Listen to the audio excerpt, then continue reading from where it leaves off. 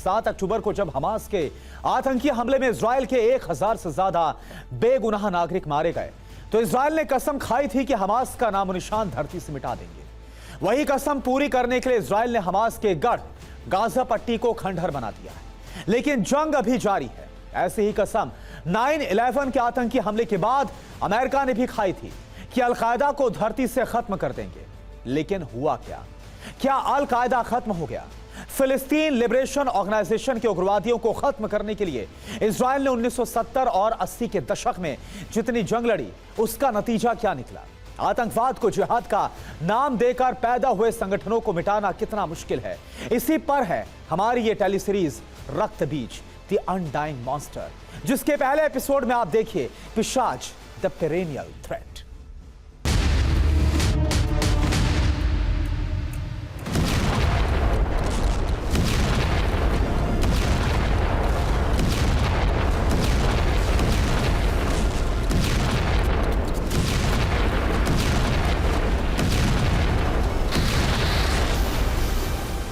Hamas पर Israel के हमले का 24वां दिन 31 अक्टूबर 2023, जबालिया रेफ्यूजी कैंप, उत्तरी गाजा, फिलिस्तीन।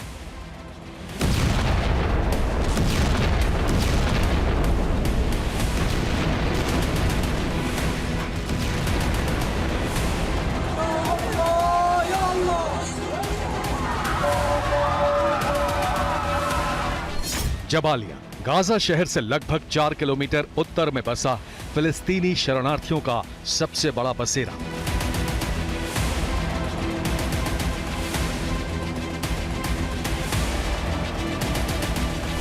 इजराइल पर हमास के हमले के बाद Jabalia refugee camp Israeli defence force के निशाने पर था।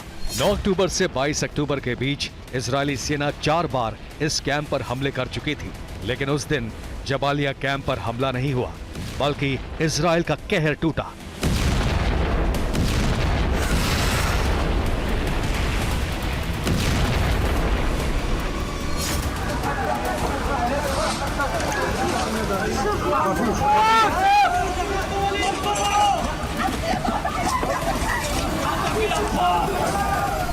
एक साथ आधा दर्जन से ज्यादा मिसाइलों ने जबालिया कैंप के 2500 वर्ग मीटर इलाके को खंडहर बना दिया।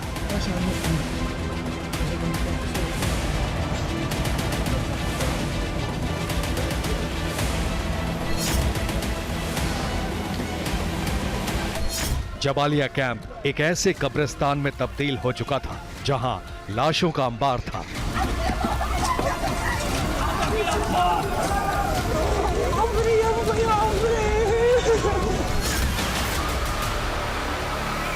हमले के बाद बदहवासी थमी तो मिसाइलों की चपेट में आए लोगों का हिसाब लगाने में भी 24 घंटे लग गए।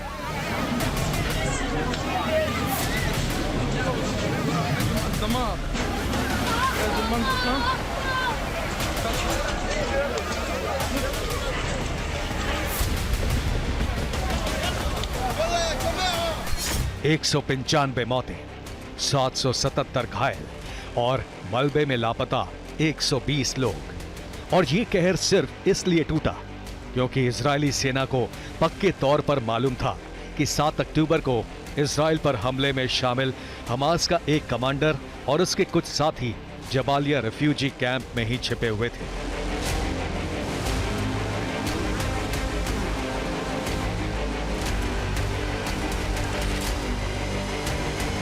הצלנו הערב את המחבל המרצח איברהים ביארי. ביארי הוא מוביל הלחימה המרכזי בצפון הרצועה מאז כניסת כוחות צה"ל לעזה. יש לו גם חלק בטבח ב7 באוקטובר. במהלך החיסול שלו נהרגו מחבלים רבים. מחבלים ששהו יחד איתו במבנה ובאזור התת קרקע מתחת למבנה.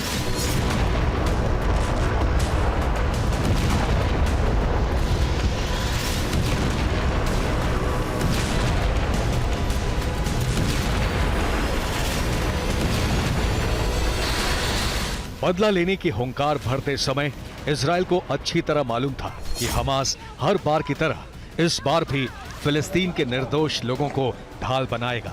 उसकी रणनीति बहुत साफ थी कि इजरायली हमले में जितने बेगुनाह मारे जाएंगे दुनिया में उतना ही कोहराम मचेगा और इजराइल के खिलाफ फिलिस्तीन के लोगों के दिलों में नफरत का जहर भी उतना ही बढ़ेगा। Kill more Palestinian children! 4,000 wanted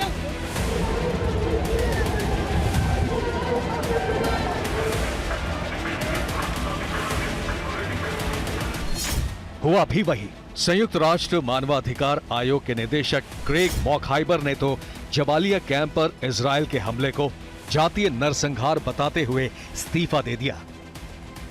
He has said very openly that they knew of the concentrations of civilians there, and yet, in violation of the principle of distinction in international humanitarian law, and on the pretext of killing one combatant, wiped out the better part of an entire refugee camp, densely populated refugee camp. And I think what's been interesting in this war is the very open statement of intents. I referred in my letter.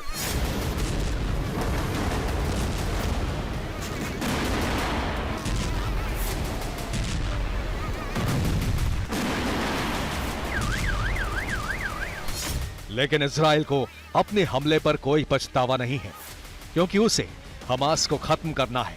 लेकिन क्या Gaza को खंडहर बनाकर Hamas को खत्म किया जा सकता है? इस सवाल का जवाब ढूंढने के लिए 9 साल पीछे चलते हैं। 8 जुलाई 2014, गाजा पट्टी, फिलिस्तीन।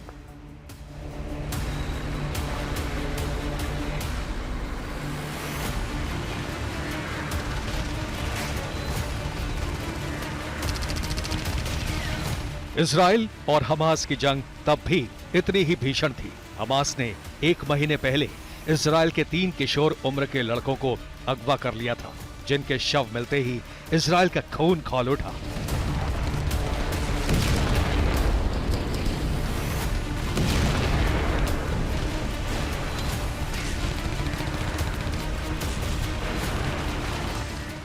इजराइल ने तब भी कसम खाई थी कि हमास को अब मिटा दिया जाएगा। हमास को खत्म करने के इरादे से ही इजरायली सेना टैंकों के साथ गाजा पट्टी में दाखिल हुई।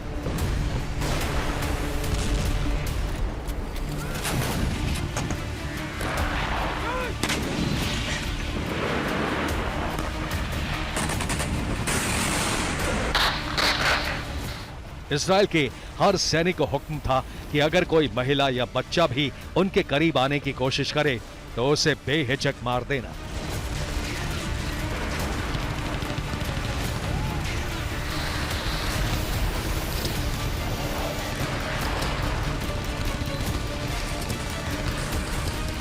One morning, the commander took 6 tanks. We stood in a row in front of El Burej, and he told us over the radio, "Good morning, El Burej. 3, 2, 1, fire!" And the whole tanks just fired on random buildings and random targets. Most of our shooting was random. We didn't thought about civilian casualties and moral, and some people thought it's like a shooting range. Some people thought it's fun. Israel और Hamas की वो जंग 50 दिन बाद थमी। इस दौरान Gaza पट्टी में 2200 से ज्यादा लोग मारे गए, जिनमें 70% महिलाएं और बच्चे ही थे। रहा सवाल हमास का, तो उसके जितने सदस्य मारे गए, उससे ज्यादा नए रंगरूट भर्ती हो गए।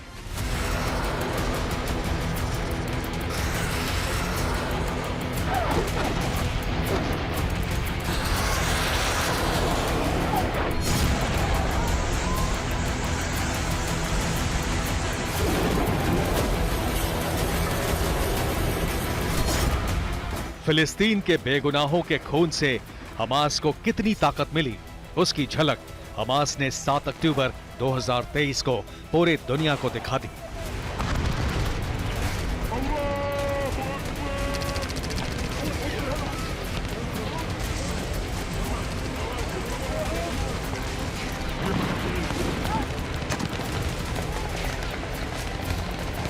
Hamas is stronger.